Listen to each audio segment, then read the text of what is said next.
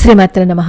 మన సైనికులు మన భారతదేశ సరిహద్దుల్లో ప్రాణాలకి లెక్క చేయకుండా కాపలా కాస్తూ ఉంటే, దేశం మధ్యలో మనం ఉండి ప్రతి దానికి పోట్లాడుకుంటూ వాళ్ళు ఎంత కష్టపడి మన దేశంలోకి ఉగ్రవాదులు రాకుండా కాపాడుతున్నారో, మనం అంత నిర్లక్ష్యంగా మనలో మనమే కోట్లాట్లు పెట్టుకుని మన మీద ఒకళ్ళపై ఒకళ్ళు యుద్ధం చేసుకుంటున్నాం. చెప్పాలి అంటే వాళ్ళు ఎంత బోర్డర్లో ఉండి బయట వాళ్ళ నుంచి మనల్ని రక్షించాలని ప్రయత్నించినా అంతర్గతంగా ఉన్న శత్రువుల వల్లే ఎక్కువగా డ్యామేజ్ జరుగుతుందేమో అని అనిపిస్తుంది. సరే, ఈ 14వ తారీఖున జరిగిన దాడి గురించి తెలుసుకోవాలి అంటే కొంచెం ముందుకి మనం వెళ్ళాలి. ఎన్నోసార్లు కాశ్మీర్ని ఆక్రమించుకోవాలని చెప్పి పాకిస్తాన్ ప్రయత్నాలు చేస్తూనే ఉంది. ఎన్నిసార్లు ప్రయత్నించినా పాకిస్తాన్ కాశ్మీర్ని ఆక్రమించుకోలేకపోయింది. అందుకని ఈసారి దాని స్ట్రాటజీని మార్చి ఇండైరెక్ట్గా అటాక్ చేయాలని అనుకుంది. అందుకని పాకిస్తాన్ మిలిటరీ కొంతమంది సైనికులని తయారు చేయాలనుకున్నారు. సైనికులు అదేలేండి, ఉగ్రవాదులని తయారు చేయాలని అనుకున్నారు. ఇందుకోసం కొంతమందిని రిక్రూట్ చేసుకుని వాళ్ళకి ట్రైనింగ్ ఇచ్చి సీక్రెట్గా బోర్డర్ ద్వారా కాశ్మీర్లోకి పంపించేది. అలా సీక్రెట్గా వచ్చే వాళ్ళ టార్గెట్ ఏంటి అంటే కాశ్మీర్లో ఉన్న భారతీయ సైనికుల్ని చంపేసి అక్కడున్న వారిని రెచ్చగొట్టి లా అండ్ ఆర్డర్ని వాళ్ళు పాడు చేసేయటం. అలా చేస్తే కాశ్మీర్ ప్రజలు భారత సైనికుల్ని ద్వేషిస్తున్నారు అనే భ్రమ బయట ప్రపంచానికి వస్తుంది.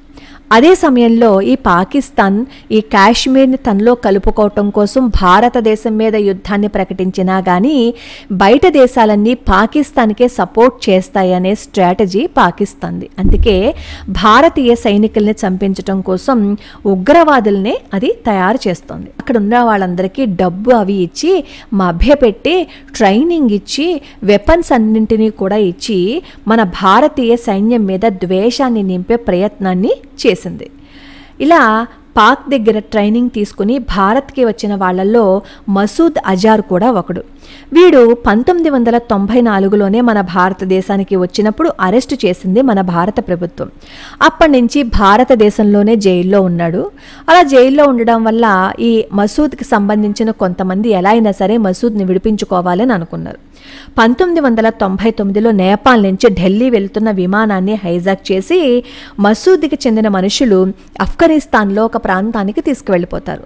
అక్కడ ఆ ప్రాంతాన్ని అప్పట్లో ఈ తాలిబన్లు ఆక్రమించుకుని ఉన్నారనమాట. ఈ తాలిబన్లేమో ఈ హైజాకర్స్కి కూడా సపోర్ట్ చేశారు. అప్పుడు ఈ హైజాకర్స్ ఏమో అప్పటి ప్రధాని వాజ్పేయి గారిని బెదిరించారు. మీరు తొందరగా నిర్ణయం తీసుకోండి, మా వాళ్ళు 3 మీ జైళ్లలో ఉన్నారు, వాళ్ళని విడిచిపెట్టండి, వాళ్ళని విడిచిపెట్టకపోతే ఈ ఏరోప్లేన్లో ఉన్న వాళ్ళందరినీ మేము చంపేస్తాము అని చెప్పింది. ఆలోచించి నిర్ణయం తీసుకునే లోపే మనల్ని బెదిరించడం కోసం ఆ విమానంలో ఒక అతని ప్రాణాలు కూడా తీసేశారు.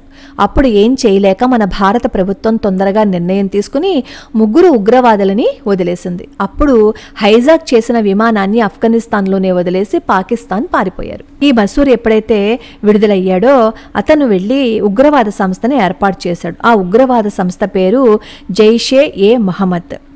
ఎలా అయినా సరే కాశ్మీర్ని ఆక్రమించుకోవాలి, పాకిస్తాన్లో కాశ్మీర్ని కలిపేయాలి అనేది ఇతని ఆలోచన. అందుకోసం ఎంతో మందికి ట్రైనింగ్ ఇచ్చి మసూద్ ఉగ్రవాదులుగా తయారు చేసి మన దేశం మీదకి వదిలేవాడు. మసూద్ని మనమేమో ఉగ్రవాది అంటాం, ఎందుకంటే మన దేశం మీద దాడి చేసి ఎంతో మంది ప్రాణాలు తీసేశాడు కాబట్టి. కానీ ఈ పాక్ వాళ్ళు మాత్రం అతని యోధుడు అంటారు, ఎందుకంటే కాశ్మీర్ పాక్దని, పాక్కి కాశ్మీర్ తిరిగి సంపాదించడం కోసం ప్రయత్నిస్తున్నాడు కాబట్టి అతని యోధుడు అనమాట.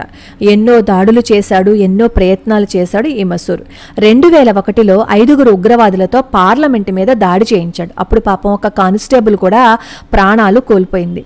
పార్లమెంట్ లోపలికి వెళ్లాలని అనుకున్నప్పుడు మన భారతీయ సైనికులు అటాక్ చేసి ఆ తర్వాత ఈ దాడికి కారణమైన వాళ్ళని అరెస్ట్ చేసి ఉరిశిక్ష కూడా వేశారు.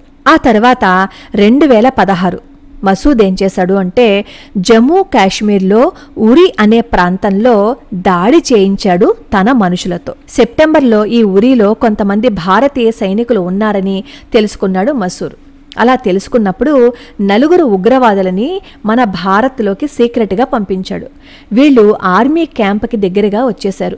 సైనికులు ఉన్న టెంట్ల దగ్గర 17 గ్రెనేడ్లని విసిరితే చాలామంది సైనికులు అక్కడ ప్రాణాలు కోల్పోతారు. అప్పుడు మిగిలిన సైనికులు ఏం చేస్తారు అంటే ఈ ఉగ్రవాదులు నలుగురిని 6 గంటల సేపు కష్టపడి హతం చేసేస్తారు.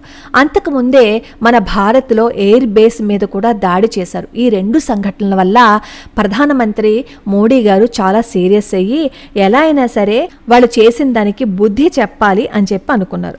అప్పుడు ఏం చేశారు అంటే సీక్రెట్గా మన భారతదేశంలోకి ఏ ప్రదేశాల నుంచి ఈ పాక్ వాళ్ళు వస్తున్నారో గమనించి అందులో 4 ప్రదేశాలను ఎంచుకుని అక్కడ ఉన్న పరిస్థితులన్నింటినీ వీళ్ళు శాటిలైట్స్ ద్వారా ఫొటోస్ తీశారు. అలా ఫొటోస్ తీసినప్పుడు మన బోర్డర్కి 2 కిలోమీటర్ల దూరంలో పాకిస్తాన్ వాళ్ళ ప్రాంతాలలో ఈ ఉగ్రవాదులకి ట్రైన్ చేసే సంస్థలు ఉన్నాయని వీళ్ళు కనిపెట్టి ఎలా అయినా సరే వాటిని డిస్ట్రాయ్ చేయాలి అని అనుకున్నారు. అలా చేయాలని అనుకుని అక్కడ పరిసరాల్లో ఉన్న మన వాళ్ళని ఖాళీ చేయించేశారు. సెప్టెంబర్ 29 రాత్రి కొంతమంది భారత సైనికులు బోర్డర్ని క్రాస్ చేసి పాక్ భూభాగంలోకి అడుగుపెట్టి 4 ఉగ్రవాద స్థావరాలను ధ్వంసం చేసి వెనక్కి వచ్చేశారు. అలా శత్రువుల భూభాగంలోకి వెళ్ళి వెంటనే వెనక్కి వచ్చేస్తే దాన్ని సర్జికల్ స్ట్రైక్ అంటారనమాట. ఈ గొడవలో 40 మంది టెర్రరిస్టులు అలాగే 2 పాక్ సైనికులు చనిపోయారని చెప్తారు. భారతీయ సైనికులు మాత్రం సురక్షితంగానే మళ్ళీ మన భారతదేశం వచ్చేశారు. ఇదంతా మనసులో పెట్టుకుంది పాక్. ఎప్పుడు ఏ విధంగా అటాక్ చెయ్యాలి అని అనుకుంది. పుల్వామా 2019లో మసూద్కి చెందిన ఒక మనిషి, అతని పేరు అహ్మద్ అనమాట. అతనికి ట్రైన్ చేసింది, బాగా ట్రైనింగ్ ఇచ్చి చాలా యాక్యురేట్గా ప్లాన్ చేసి భారతదేశం పంపించింది. 2500 మంది సైనికులు 75 వెహికల్స్లో NH-44 మీద జమ్మూ నుంచి శ్రీనగర్ వెళ్తుంటే అదే సమయంలో ఈ అహ్మద్ తన స్కార్పియోలో వచ్చాడు. వచ్చి మన మిలిటరీ వాళ్ళు ఎలా అయితే వెళ్తున్నారో వ్యాన్లలో దాని పక్కనే ఇతను కూడా డ్రైవ్ చేసుకుంటూ వెళ్తున్నాడు. అప్పుడు కారులో ఈ అహ్మద్ దగ్గర 300 కేజీల బాంబులు ఉన్నాయి అని చెప్తారు. అప్పుడు ఈ అహ్మద్ దగ్గర అతని కారులో 300 కేజీల బాంబులు ఉన్నాయి. సడన్గా తన వ్యాన్ని పక్కనున్న వ్యాన్తో ఢీకొట్టేశాడు. అప్పుడు 40 మంది ప్రయాణిస్తున్న ఆ వ్యాన్ బ్లాస్ట్ అయిపోయింది. అలా దాడి జరిగిన కొద్దిసేపటికే JEM ఉగ్రవాద సంస్థ ఒక వీడియోను విడుదల చేసింది. అందులో ఈ దాడులకి తామే బాధ్యులమని ప్రకటించింది. ఈ ఆత్మాహుతి బాంబరే ఆదిల్ అహ్మద్ దార్ అని కూడా వాళ్ళు ప్రకటించారు.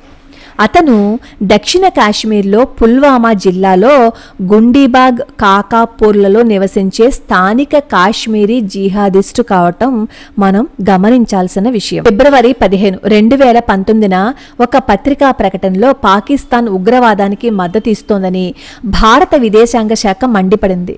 పాక్ ఆధీనంలో ఉన్న ప్రాంతాలలో తన ఉగ్రవాదిక మౌలిక సదుపాయాలను నిర్వహించడానికి విస్తరించడానికి ప్రతీకార చర్యలకు భయపడ భారతదేశంలో ఇతర ప్రాంతాలలో దాడులు చేయడానికి జైషే మహ్మద్ నాయకుడు మసూద్ అజార్కు పూర్తి స్వేచ్ఛను మంజూరు చేసిందని పాకిస్తాన్ మీద ధ్వజమెత్తింది భారత్. అయితే పుల్వామా దాడిలో తాము పాల్గొన్నట్లు భారత్ చేస్తున్న ఆరోపణలను పాకిస్తాన్ ఖండించింది. ఎందుకంటే ఎప్పుడు అది ఒప్పుకోదు కాబట్టి. మసూద్ అజార్ ఉగ్రవాద సంస్థకు చెందినవాడు కాదని చైనా కూడా వంతపాడింది. ఈ క్రమంలో బాధ్యులైన వాళ్లు భారీ మూల్యం చెల్లించుకోక తప్పదని, ఉగ్రవాదులను ఎదుర్కొనేందుకు భద్రతా బలగాలకు స్వేచ్ఛనిస్తామని ప్రధాని నరేంద్ర మోడీ స్పష్టం చేశారు. ఇలాంటి దాడులకు పాల్పడి భారత్ను బలహీనపరచలేరని పాకిస్తాన్ని హెచ్చరించారు కూడా. పుల్వామా ఉగ్రదాడి మీద నిరసనలు వెల్లువెత్తడంతో ముందు జాగ్రత్తగా జమ్మూలో కర్ఫ్యూని విధించారు. 16 ఫిబ్రవరి 2019 అక్కడ రాజకీయ పార్టీలు భద్రతా దళాలకి మద్దతు ఇవ్వాలని ఏకగ్రీవంగా ఒక తీర్మానాన్ని ఆమోదించాయి. ఆ తరువాత అన్ని పాకిస్తానీ వస్తువుల మీద కస్టమ్స్ సుంకాన్ని 200% పెంచింది భారత ప్రభుత్వం.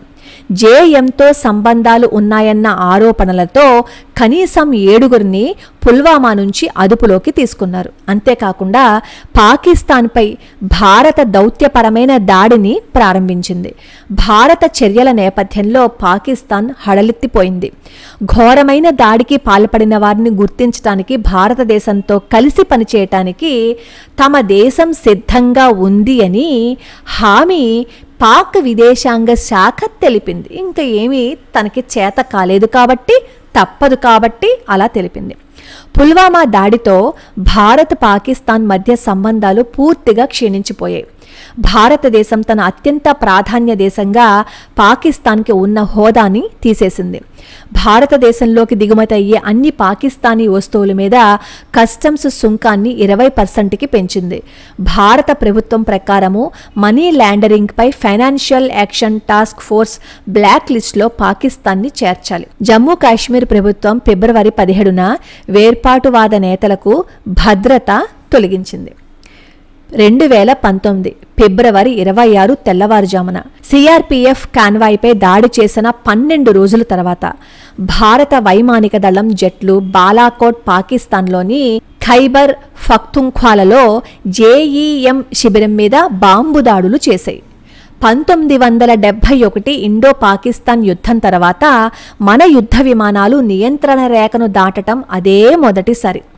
12 మీరాజ్ 2000 విమానాలు ఈ ఆపరేషన్లో పాల్గొన్నాయి.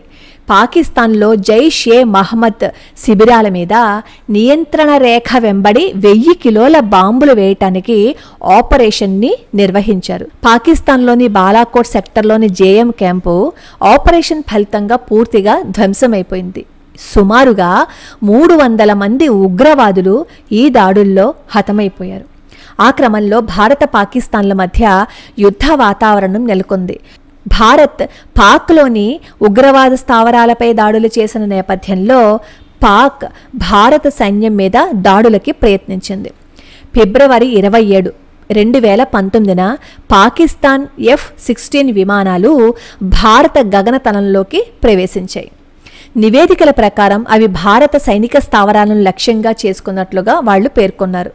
ఒక F-16 విమానము, 2 భారతీయ MiG-21 బైసెన్స్ ధ్వంసమైపోయాయి. ఐఐఎఫ్ నుంచి 2 పైలట్లను మేము తీసుకువెళ్ళిపోతున్నామని పాకిస్తాన్ ప్రకటించింది. కానీ ఆ తరువాత 1 పైలట్ను మాత్రమే మేము కస్టడీలోకి తీసుకున్నామని చెప్పి తన ప్రకటనని మార్చుకుంది. పట్టుబడిన వింగ్ కమాండర్ అభినందన్ను పాకిస్తాన్ వీడియోల్లో చూపించారు.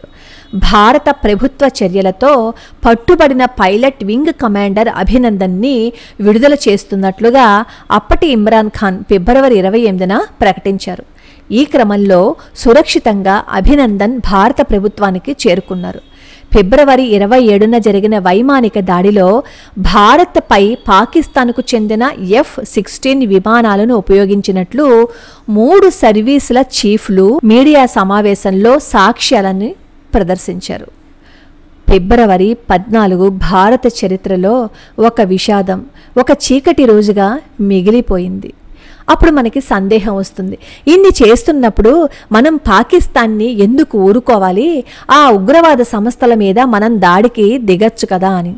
మనం ఏం చెప్పినా అక్కడ పాక్ ప్రభుత్వం ఏం చెప్తుంది అంటే, వాయిస్ వినిపిస్తే వాయిస్నేమో మిమిక్రీ చేశారని, ఆధారాలను చూపిస్తే అవి మావి కాదు పుట్టించారని బుకాయిస్తూనే ఉంటుంది.